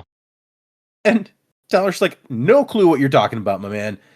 And Ahu's like, "Madness. I used to think it wasn't my fault. But, we can't escape what we did. It is our fault. You open yourself to it and you pay the price. They ripped my brain out and made it dance. I watched." And Dalinar's like, "Dude, drink this. You need it." And so he just gets smashed with this guy and has a good old time. And as he comes back to his room, he hears Gavilar and Adolin and Elokar talking about him. Adolin's like, "I'm worried about him, uncle." And Gavilar's like, "Your father never adjusted to being alone. He misses your mother." And Dalinar's like, "Idiots. I don't miss her. I want to get rid of her. He's down with the beggars again." Elokar says, "Tried the serving room first. Seems he forgot he drank it all last time. If there's a bottle hidden anywhere in the palace, that drunken fool will find it." Which, you're not wrong, apparently, but you gotta say that shit in front of Adolin? That's rude. And Gavilar's just like, "Dalinar's a soldier. He'll fight through this." And Dalinar can't stand to listen anymore. He goes and finds the nearest couch and passes out. And that's the end of that one. And then we get a cool map. A portion of the Sea of Lost Lights. And you know me, I love a good map. This is clearly Naz's handwriting again. It says, "My personal map of the requested area, including notes from previous errands." It's got a couple of fun notes. It shows where Kholinar is. There is a place labeled Caretaker of Laughter, which looks like a castle on the map, and it says "Avoid at all costs" is his note there. And then there is what looks like, I can't even tell, it's like a big tower or something, that is called Emberdark. And I haven't read very far into Isles of the Emberdark, but I do wonder if there is a relation here. That did get my attention. Yeah. So, really want to get into that now. I just need time to sit down and record. I have to keep waiting until I can find the time. But I like this map. It's fun. Everything is named weird. The luminous shallows, the glasswater deep. But it's also an interesting perspective because this is Shadesmar, in case you hadn't figured that out. I assume you guys had. Where water is land and land is beads.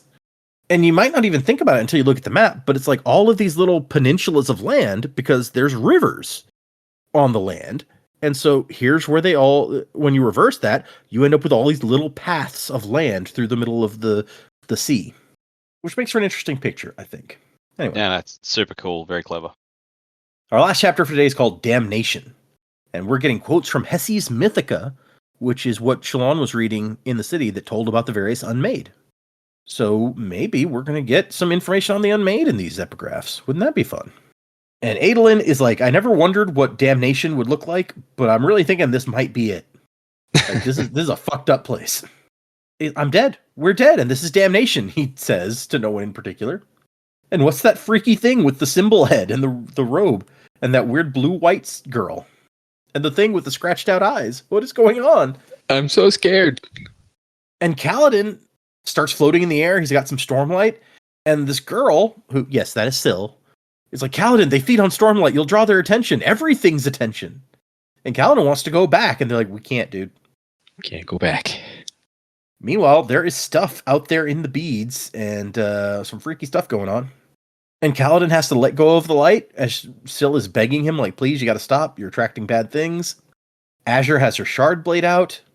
And Aelin's just like, so Azure, any idea what's going on? And she's like, yeah, this is Shadesmar, the realm of thought. I passed through it when I first came to your land about a year ago. I tried to avoid looking at too much crazy stuff. And Aelin's just like, smart, yep. And so Pattern lets us know that the spren of the Oathgate has been corrupted by the Unmade. That's what, like, Sha'anat told us as much, that she messed up the spren of the Oathgate. So he also tells Adolin, oh yeah, that's your sword, that spren with the scratched out eyes. No, She's quite dead. He doesn't tell her. Adolin tries to summon the sword, and she starts screaming, and Patton's like, oh yeah, I wouldn't do that, mate. Yeah, I don't think you can summon her here. Yeah, no, that was messed up. Yeah, that's a bad idea, Adolin. So That's Adolin my- can't summon my his pattern sword voice. because he's got the spren here. But Azure, on the other hand, her blade's fine. Who knew? Also, there's no creepy spren hanging around her at all. Yeah. So, Nope. kind of indicative Not a of sharp them- blade. Yeah. Maybe it could still be an honor blade. We don't know what the honor blade would look like over here. Mm. And so they're stuck out in the middle of the bead ocean on this tiny platform. And there's the note that those eel-like spren are climbing up on the platform, and they have these big purple antenna, which, wait, the little blobs at the end of their antenna look like what fear spren look like on the other side. So we start discovering that what we see on the other side is just like a piece of what the spren look like here. Except for Syl, who I guess looks exactly the same, except she's small in the real world. Anyway. And actually, we've seen another spren made of vines, kind of like what Adolin is seeing with his spren before. I mean, Windle? Yeah. So these are the same kind of spren is Adolin's sword and Windle. Interesting. Yeah. And okay, where's the nearest body of water? There's a river near here. It's right over there, but we can't swim through the beads. So what the hell are we gonna do? Meanwhile, his shard blade spren just keeps staring at him with the scratched out eyes, and he's like, okay, freaking out. Shallan is trying to figure out what she can do, and she starts going through the beads that she can feel for the soul of something that's big enough to stand on, essentially. She finds a shield. She's like, okay, that might work. And then she finds the entire palace, which is way too big.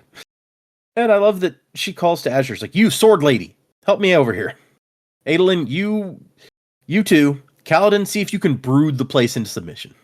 And Kaladin just turns like, what? The flames are the souls of people. The spheres are the souls of objects. Help me find one that represents something. Adolin cannot tell what, like, Azure can feel what each sphere represents. Adolin cannot. At one point, she even touches the soul of Drahi. So we know he's still alive, at least. He's panicking that nobody's in charge. She can, like, feel his emotions. Like, I'm going to have to take command. I'm not a commander. You can't be a rebel if you're in command. But eventually she finds like a building, not like the entire palace-sized building, but like the building from the platform that they were on. And she somehow like makes the beads form into the shape of the things that she finds. And so they use a door, they use the building, and she makes one of them coalesce out of beads, essentially. They stand on it, she makes the next one, they stand on that, and then it takes a very long time. But they do manage to make it to the river/land on this side. Just doing that repeatedly. And when we go back to Adolin, he's just like, I'm useless here. My whole life, I thought I knew how things worked. I was the duelist. I can fight people. That no help here whatsoever. And Kaladin is almost like catatonic, practically. He can still talk and stuff, but Adolin decides, I'm going to help this guy. going through some stuff. Yeah, right. Adolin takes his pack from him, and then he has to kind of nudge him to move onto the new platform every time one gets made. And Adolin's like, hey, it's going to be all right. And Callan's like, I've survived Bridge 4. I can survive this. And I love Adolin's bit. I'm pretty sure you could survive anything. Storms, Bridge Boy. The Almighty used the same stuff he put into Shard Blades when he made you. Good one, Adolin. This is a nice guy, Adolin. And Adolin tries to distract him like, hey, you think that weird sprint is really my sword? Yes, Adolin. I thought that was clear. I'm just wondering, you know. And meanwhile, Azure, when he looks at her, like, her hair is changing color. How weird. It was jet black, and now it's gray.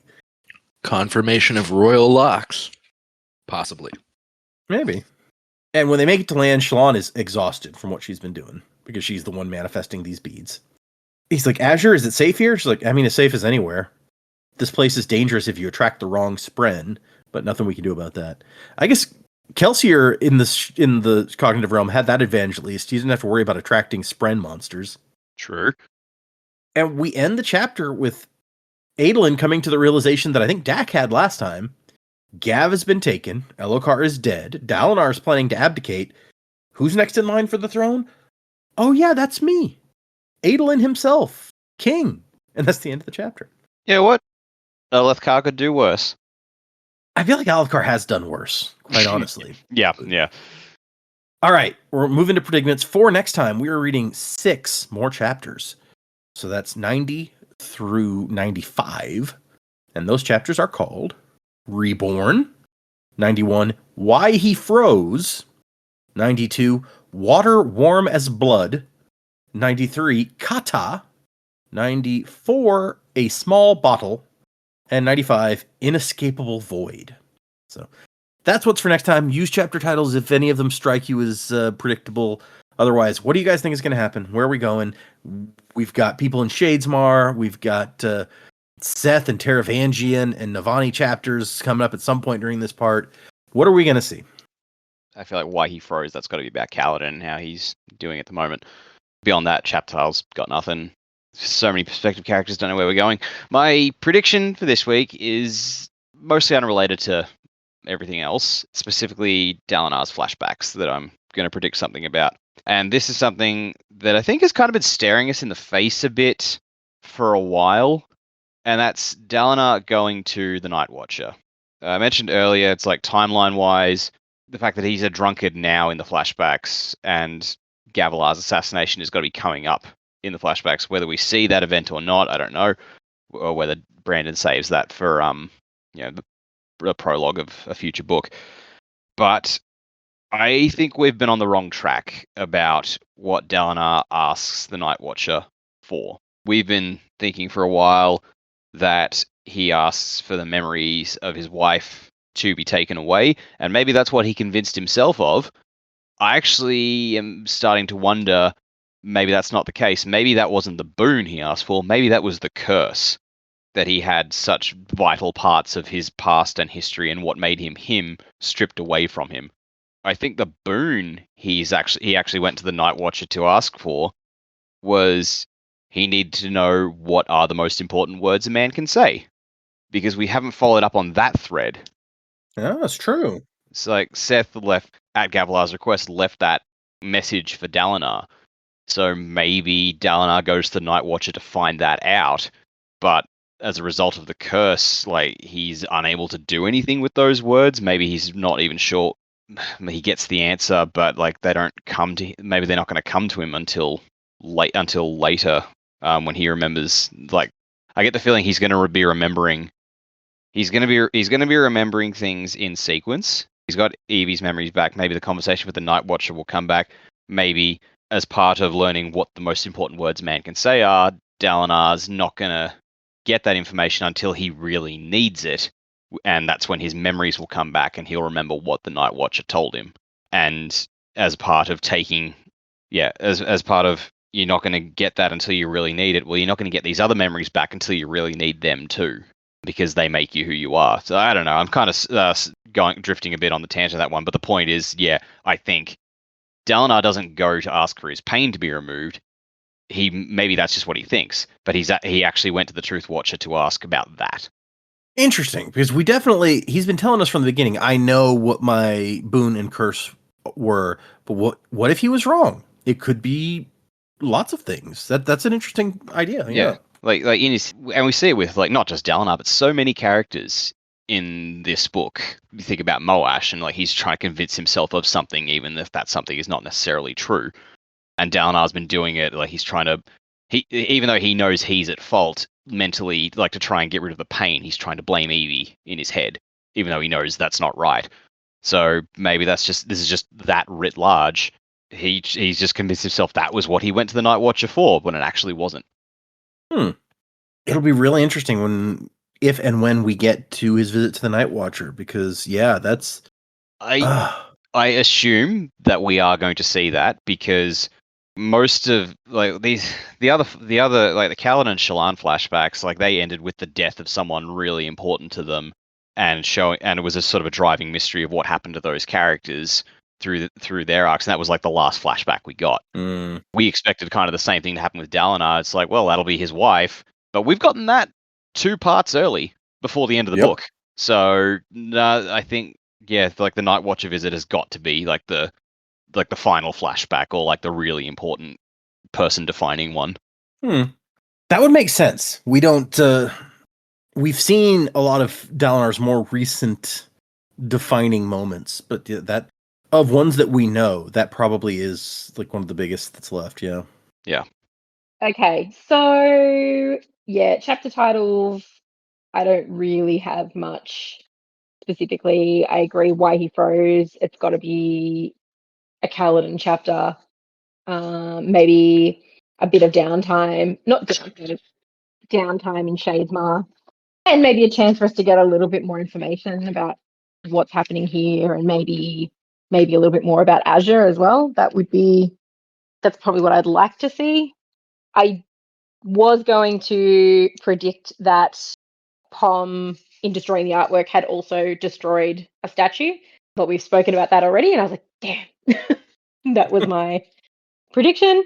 Where do I think we're going for part 4? I think where we've got the bulk of our people for perspectives, we're going to have maybe like sort of 50-50 time across Shadesmar and Urithiru. I think maybe the Shadesmar piece will kind of take a little bit of a backseat, so we can see more of what's happening with Dalinar. Having Dalinar, Navani, and Taravangian, 3 people in one place. They're in one room a lot of the time. Taravangian appears to be stepping up a little bit, not morally, but to so-called help Dalinar. So I think that this is probably a good chance to get some, tactics for moving forward. They also have to regroup now. If as far as they're concerned, Kholinar is lost. I mean, it is lost. But where do they go now? How do they move forward? So you've got a couple of ways forward. They then strike up to go to war to reclaim Kholinar. And, something like that, you're like, okay, well, we could unleash the Blackthorn. And this is kind of coming into his personal, like Dalinar's personal turmoil at the moment. You don't really want to unleash the Blackthorn. He's not really that guy anymore. But, how they've been fighting the war on the Shattered Plains, like, would you just replicate that to take back your homeland? Who knows? So they could go that way, or they could just abandon Kholinar completely. They've got Urithiru now. That sort of becomes the new, anyone that they can get out, gets out.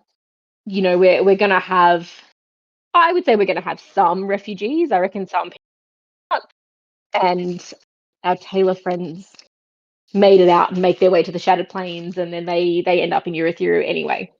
That's what I would kind of like to see. Not just them, but maybe they bring a whole bunch of people. Maybe they got people out somehow. I think Venli's going to be that small window into what's going on in Kholinar. Maybe she will, I don't know. She's not the fused, right? She was a fairly major player, but I don't think she's a major player anymore. I'm far more interested in what's happening with Timber, and I want to see how that plays out and how that affects what's going on with her. She's hearing old rhythms, and she doesn't think she should be, and she's got none of her previous allies. That's everything she just worked for. Not saying she was in the right place to do that, but everything she just worked for is like she's got no authority here. She's got no power here. They're absolutely using her as a pawn to try and get the other singers, into line. And this is your story. This is our story. You've got to pay your respects to the people who paved this way for you to be here. And I don't think she's got really any position of power as such, but she will be that window into Kolinar. Maybe there's some people who have been captured. It sounded like they weren't keen on having human slaves because they'd have to be watched all the time, but I also don't think they're going to let anyone go. We do know we've still got Scar and Drahe though, so it would be interesting to see, do they survive? Do they make it out? Are they captured? There's so many questions for them and then other people in Kolinar. We also might get a bit of an insight into Aesudan, what she's up to now, and hopefully little Gav, and make sure he's okay. You're all caught up in this. This is terrible. Yeah, we finally get a bit. Yes, now we know that she's working. What's actually happening there? So a little bit of insight there. And Seth, I feel like Seth is probably not just gonna pop up with everyone else. I think and back in. So I think he'll be probably standalone. Obviously, we know he's got history with Dalinar. He's got history with Taravangian. And we haven't really seen any of him since his alliance was struck up with Nail. So what's he been up to and what's his goals moving forward? We don't really know anything about what he's up to now. It's true. I mean, except for sort of what we had in the novella, but yeah, there's not really that much. What's changed for him, I think, will be really interesting to see where we're up to. But I think that's realistically, I think that's how part 4 is going to go in terms of the overall book. I don't think we're going to see a resolution to Kolinar in the book. I think that's probably going to be a much bigger. Yeah, I feel like we're kind of building up now, like our next big bad for the series. So it's probably another couple of books worth of fighting and resolving to come with this particular set of antagonists and protagonists. And yeah. Okay. That would make sense. We have a couple more books left, so there's room for it. I like the idea that the Taylors do make it to the Shattered Plains and Urithiru. I don't want to lose them. They were so nice and like welcoming, and then everything went to hell. So I hope nothing bad happened to them. Yeah, I don't want anything bad to have happened to anyone, but I really would like the idea that somehow they managed to rally people and find a way out before shit really went down. Yeah. Like that, I guess it gives you that little bit of hope, and that not just the city fell and everyone was doomed. That's what I'd like to see. Yeah, doomed is bad. We have people we like there, even beyond them. So yes, people being able to get out would be good. I agree. Yeah, people getting out and abandoning ship before Adolin called the city lost. I think because by the time he's called the city lost, it's too late, right? They're well and truly defeated by that point. You had Azure worried about, where her men were and what was happening there.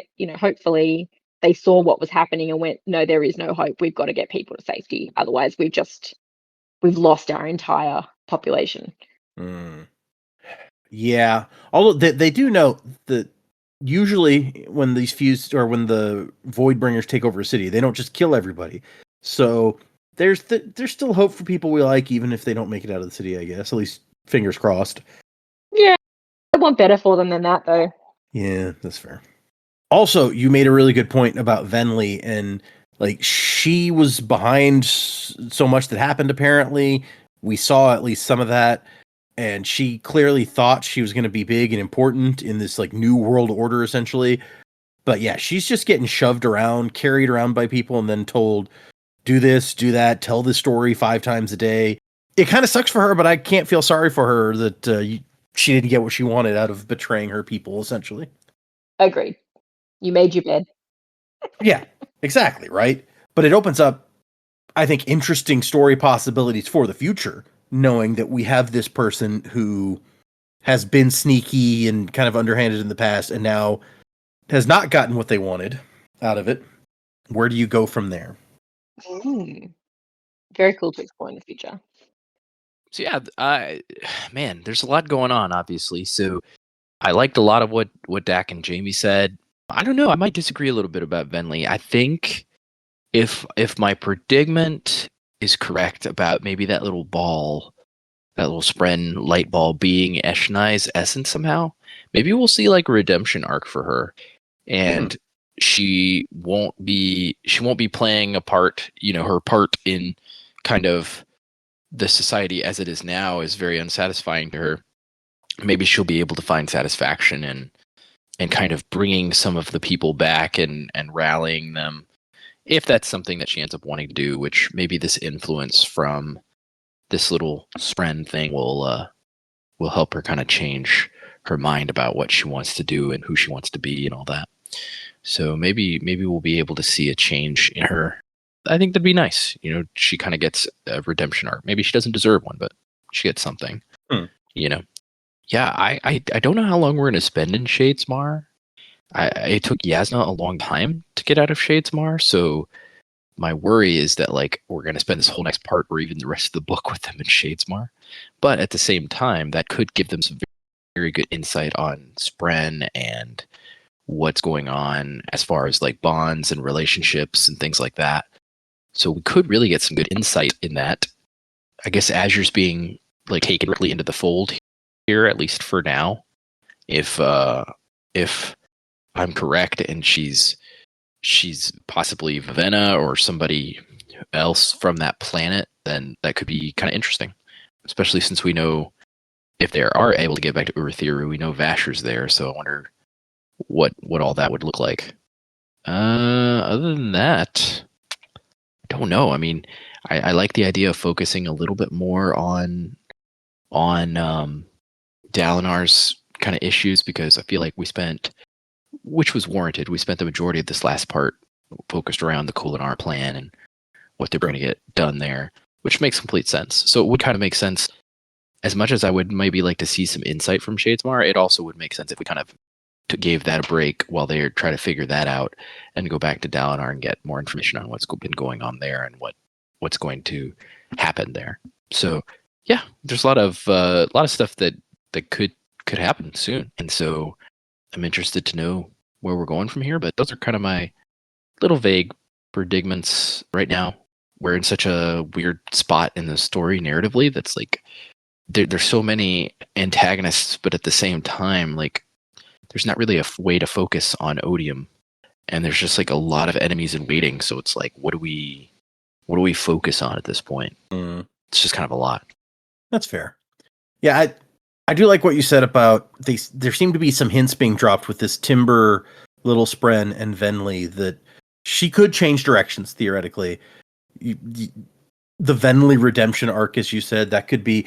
I might be more open to that than like a Moash redemption arc, I guess. Oh, for sure. No, Moash can rot in hell. I've been rewatching Avatar: The Last Airbender lately, and you got the Zuko arc, which is one of the best like villain to hero arcs ever. I feel like so. Yeah, it was. I remember watching that in real time, and it was kind of hard for me to accept that like he could become, you know, decent. And then there's that whole like double back thing he does where he basically like starts hanging out with his sister and her friends, and he's like, you know what? No, I don't want this. Yeah, at the end of season 2, when he like sides against Iroh with his sister, you're just like, okay, well, you've crossed the Rubicon now. There's no coming back after that. Right. And then he comes back, and it works. It's pretty impressive. Spoilers for like a 20-year-old show at this point. Yeah, I mean, come on, guys. If you're getting mad about spoiling a show that ended over a decade ago, give me a break. So yeah, we're running real long today. I think let me just do a couple of like extremely short and related emails, like a couple sentences each, and then we will save the rest for another time.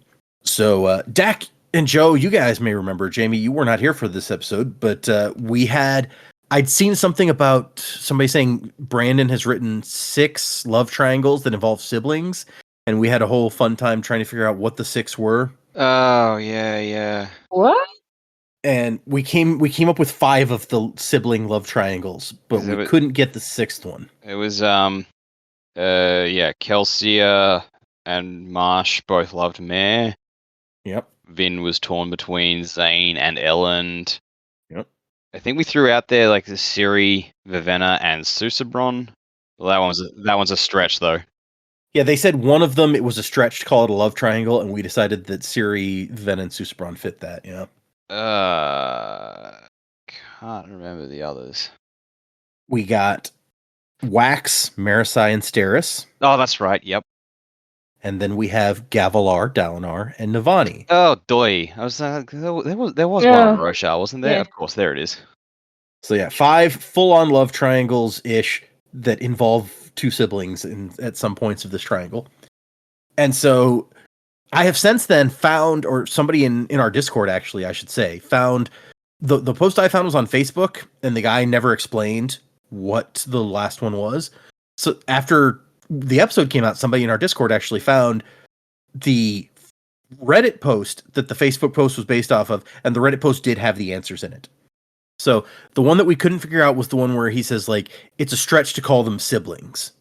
And it turns out that was actually supposed to be Kaladin and Adolin and Shallan, where Kaladin and Adolin are like sibling-ish, which I think that's more than a stretch. I wouldn't have. How the They are not siblings. I mean, No. okay, I've joked before about Dalinar seeing, calling Kaladin's son and Adolin and Renan both gone, fucking what? Honestly, even that was a stretch. Like, I don't know, man. I don't think so. Yeah, I don't count that one. But I preface with that to say that we received 2 emails about it in addition to what went on in Discord. Yeah. The first one is from James, who's like, hey, Data, the 6th one is technically unlocked when with Kaladin, Adolin, and Shallan being a triangle. So James pointed out the same thing, and then we had another one that says the last sibling love triangle from Spencer, doing the dangerous thing of sending this before I finish the episode. But the obvious last triangle is both of Dalinar's sons have feelings for Shallan. Adolin is in love with her main/prime identity, and Kaladin and Vale obviously have some vibes going on. Oh, and of course, Adolin and Kaladin are in a bromance. Okay. Okay, when you put it that way, both of Dalinar's sons have feelings for Shallan. I'm thinking, okay, I don't recall Renner ever making a move in that regard. What the fuck? No, I feel like they must be playing into that joke that like we forget Dalinar has the 3rd child or whatever. But I mean, that was easier in the first book, but these days it's like kind of hard to forget. it's true. Like he's paying more attention to Renarin for sure. Yeah, he might not be showing. He still might not be showing up much, but he's playing a good role in the narrative now. That email ends with, there's always another email from Spencer. So thanks, guys, for the emails. We still have like half a dozen in the mailbox, but we're running along today. So we're going to save those for another time. If you've sent an email, it is still out there. We'll get there. So you're about to say there's always another sibling love triangle. Ugh. There might be. I haven't finished Isles of the Emberdark yet. Could be in there for all I know. Oh, my shit. But if anyone wants to send us an email, the address is thesanderlanche@gmail.com. Find us on Instagram and Blue Sky and Facebook and places like that. You can also check out our Patreon, where I am still posting my my reactions as I'm reading Wind and Truth for the first time. There is still 1, 2, 3, 4. There's still 5 of those left as of this recording to put up. But then we will start moving into Isles of the Emberdark, which means I need to get on it. I've still only read like 3 chapters of that. I got 1 episode recorded for the Patreon, so I need to get a move on there. But yeah, if you're interested, check out Patreon. You can hear me rambling even more than you already do. And if you join the Patreon, Joe will assign you a faring power. And if you leave us a 5-star review, you can email it to thesanderlanche@gmail.com. Send us a picture, and Joe will jump you into the misting crew with a misting power. So check out that stuff. Thanks to our patrons. Thank you to our people using our Discord. Always some fun and interesting things going on there. Thank you to you guys that just show up every week and listen while we talk about these books. It's a lot of fun for us. Hopefully it is enjoyable for you. If it's not, and you've been coming back this long, you may have problems outside of... Yeah, like I don't really understand hate watching, especially for something this long. Yeah, right? Like that's a lot of hate. Whatever makes you feel good, I guess. But thank you guys. remember, we're doing 6 chapters for next time, 90 through 95. So if you're reading along, those are the chapters to read. Music by Miracle of Sound, and Wuzzing to the Time of Next. Colo? P.S. Fasher. Haha, I'm still. Coronas wide, supernovas die, fractured in the fateful fall of man. Feel the heart raging of a strength unseen. Unity will bring the upper hand. So look to the break of dawn.